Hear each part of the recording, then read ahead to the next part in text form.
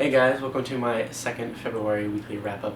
This is actually coming out several days later than I would have liked it to, but whatever, at least it's coming out at all. I just read 3 books this week, 2 audiobooks and 1 physical book, which is half of what I read last week, but that's whatever, it doesn't matter. I'm glad I got through what I got through. But this week I've already listened to a couple things, and so hopefully this next weekly wrap-up will be out actually on like the Sunday that it should be coming out on. So the first book that I finished this week was the 4th Dublin Murder Squad book by Tana French, which is called Broken Harbour.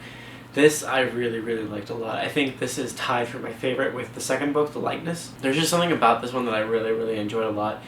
The character for this one seemed a lot different than the main character for all the other ones. You don't know, all of these books follow a main character from the first person perspective.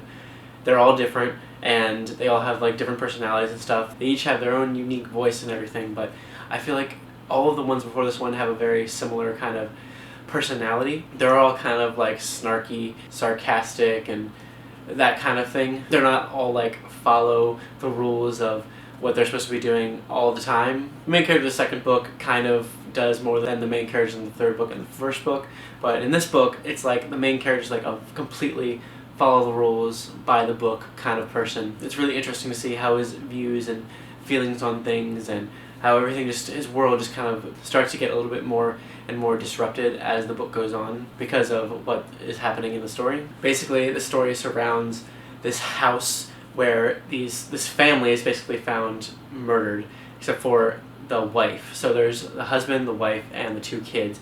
The husband and the 2 kids are dead and the wife survived, but she is in very bad condition and can't really speak about what happened. At first glance, it's very obvious that the husband must have been the one responsible for it, and the wife was the one who was kind of like defending herself against him after he like killed their kids and stuff like that. And this is a good solution to what might have happened, but it's not the only possible solution, even if it's what the main character of this book would like it to be. Even if that's the narrative that the main character of this book would like to follow and would like to kind of hone in on, and that's like the most obvious direction, and he wants to follow the exact script as it is and go that direction. There's a lot more in the background happening that he needs to figure out and kind of get over his preconceived notions in order to figure out and solve. And I feel like it was a really interesting, really different take on the murder mystery that we've seen in the other books. I really liked it a lot. I didn't see a lot of the stuff that happened coming. I really liked all of the characters a lot. All of the characters,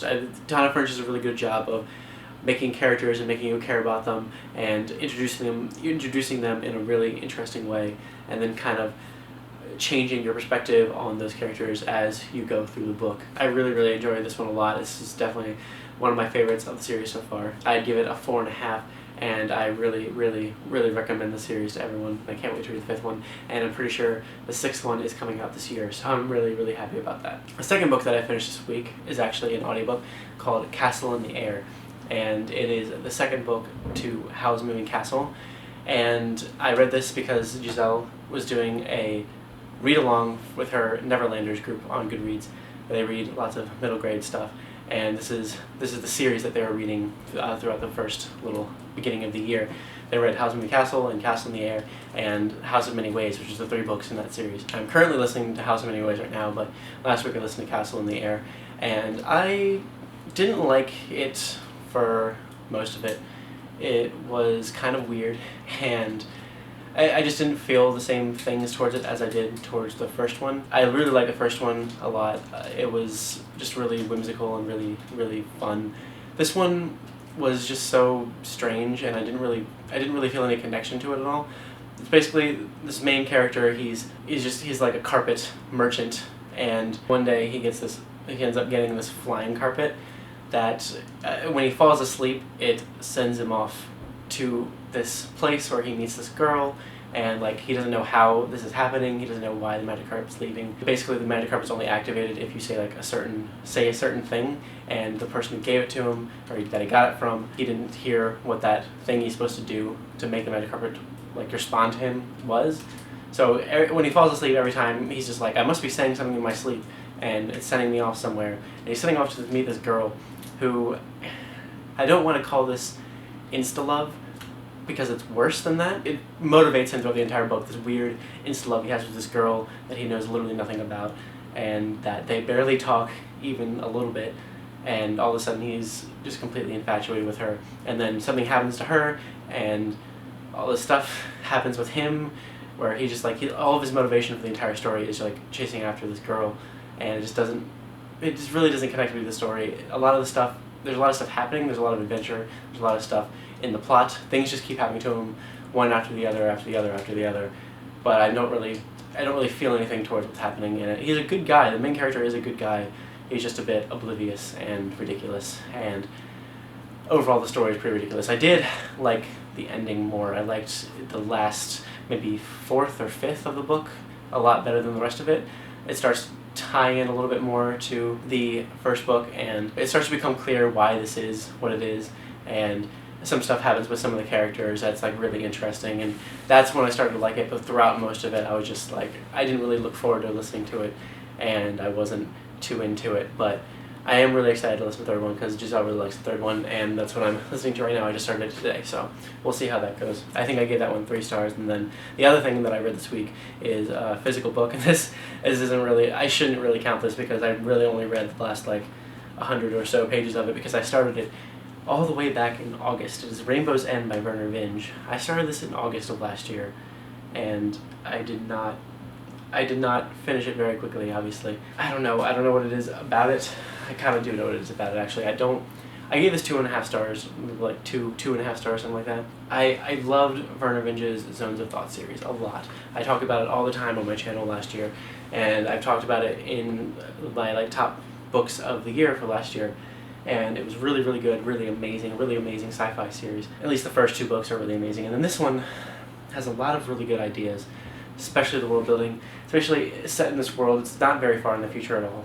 Set in this world where despite being not very far in the future, lots of new things have happened. Like, people do this thing called like wearing, where their clothes and like these things they have like in their eyes help them to see different environments overlaid on top of the real life environment. So imagine that you could choose any environment that you wanted to live in, and these things that you wear overlay that on top of everything that's actually real.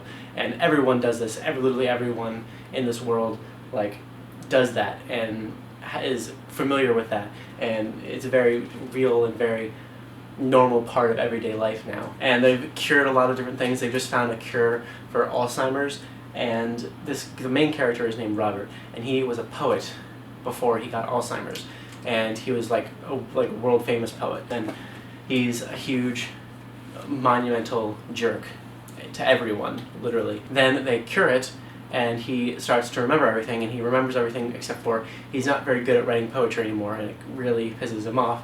And so he has to go back to school to like try to learn how to adapt to this new world that he's just been kind of woken up in again. He has to learn how to wear and how to just deal with all the new technology and stuff. And it's a really interesting concept. And then on the other side, there's another storyline where there's this group of people who are trying to stop this terrorist organization from releasing this like disease thing. And then there's just like one guy who's like a traitor who is like working against them, and it's really convoluted. There's a lot of really convoluted stuff in this that you don't think would work together because it doesn't work together. And I was really going into it with lots of high hopes because of the Zones of Thought series and how much I loved it. And I was really going with high hopes like after the first little bit of it. Like when I first started, it was really good, and all the world building was really good, and it had a really high potential. But then the story just falls flat. The characters are so boring and uninteresting.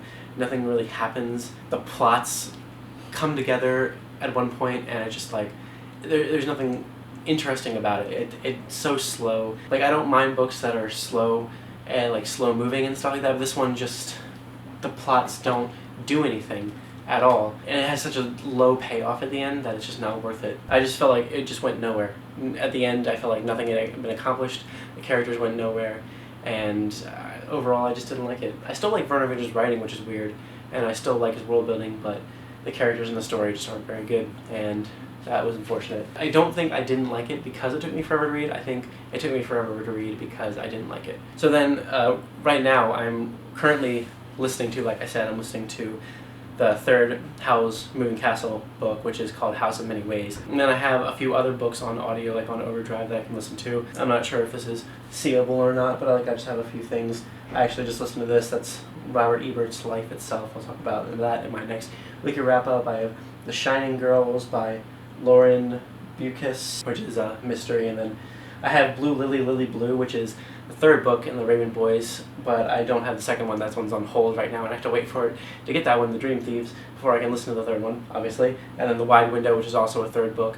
I can't listen to The Reptile Room because that's on hold. I really wanted to listen to that last week, but I didn't. So once I get like the second book to both of those, then I'll be able to listen to the third ones.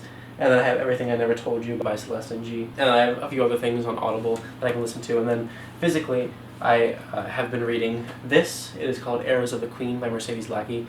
This is part of the Arrows trilogy, which is a part of the Heralds of Valdemar. And Valdemar is this world that Mercedes Lackey has. She's written a ton of books, and we have a ton of her books. I don't know if you've seen some of the book hauls that me and Giselle have been doing recently, but we've been collecting a ton of her books, and we haven't read any of them, so I'm going to be reading this. I don't know if I'm going to be reading the series right in a row, or this trilogy right in a row, but I do have them here to show to you. And the next one is Arrow's Flight, and then the third one is Arrow's Fall.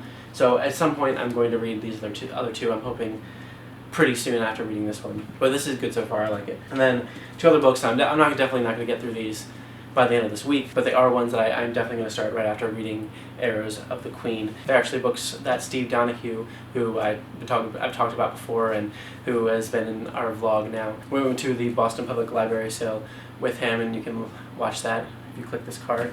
And after that, he sent us a really awesome box of books, which we did a haul for. We did a haul for the Boston Public Library book sale, and then the books that he sent us, which you can also go watch. But these books, they sound really, really awesome. They're a mixture of like mystery and humor and darkly funny urban fantasy. That's what they say on the front. So, Fin Fancy Necromancy by Randy Henderson, and Bigfoot Loose and Fin Fancy Free.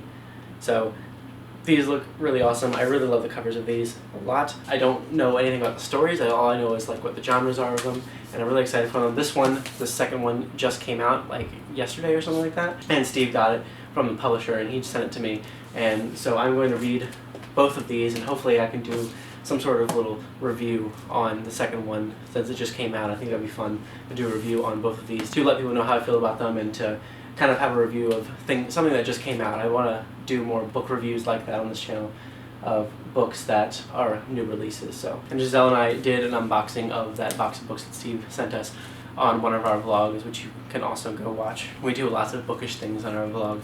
Speaking of which, a little book haul for you at the end of this. For Valentine's Day, Giselle and I went on a little book buying Valentine's Day date, and we went to some book places and got some books. I'm just going to show you a few of them, but you can also watch that video on the vlog channel if you want to. Our vlogs are really fun, guys. That's why I mention it all the time. Anyway, so the first thing I got is Fateful Place by Tana French. I've already read this, I've listened to it, but I would really like to collect these books, this series, the Devil Murder Squad series, in paperback, because I know I'm going to want to read them again someday, and I think I'm going to want to read them physically. A lot of the books that I'm listening to right now, that I've been listening to on audiobook over the last like year and a half now, I'm pretty sure I'm going to want to read again and read them physically instead. Just gotta get a different experience. So I've been collecting some of the series that I've been listening to in physical copies, and this is one of them, and this is the first one I have in the series. It was super cheap at the used bookstore, so I just went ahead and got it. And then another book that I went ahead and got, I wasn't sure if I wanted to physically read this or listen to it, but it was on hold when I bought this, and it just came out of hold, and I just showed it to you on Overdrive. It's The Shining Girls by Lauren Bukis, and I really, really want to read this. It has like a blurb on the back of Tana French, and I've heard really good things about this. I mean, Tana French said it creeped the holy bejesus out of her, and then the front says it's one of the scariest and best written thrillers of the year. So I'm super excited to read this, and this is a literally perfect condition paperback. It was like $4 or something like that, and even if I do listen to it now, which I'm pretty sure I'm going to listen to it while I'm at work or something, I can, if I really like it, I can read it in a physical copy at some point later on, like I said I would like to do with a lot of the audiobooks that I'm listening to. And then I also got this Fablehaven by Brandon Mull. I've obviously heard of Fablehaven before, so we got this, Giselle and I got this. She's already read it, but I have not, and I would really like to read it and give it a go. And it was $1, so I'm super happy to have it. We didn't get any of the other ones or anything, we didn't find them yet. But if I do end up liking it, then we'll totally get more of them. The last 2 books I'm going to show you that I got, Steve actually sent me a while ago the first book in this series, and it is Master and Commander by Patrick O'Brian. So I've had this for a while. I hauled this last year. And then I saw these in like perfect condition at this used bookstore for super cheap. So I just went ahead and got them because I know I'm really going to want to read this series. I've read a little bit about it, and it sounds exactly like something I would like. And there's a blurb on the front that says that they're the best historical novels ever written. I mean, the blurb on the front of the second one says that they're the best historical novels ever written, so that's pretty cool. And the second one is called Post Captain, and the third one is called HMS Surprise. But yeah, anyway, that's everything that I read and I'm currently reading and thinking about reading and that I got this past week. If you guys have anything you want to say about anything that I showed today, then feel free to tell me. And thank you so much for watching, and I'll see you later with more.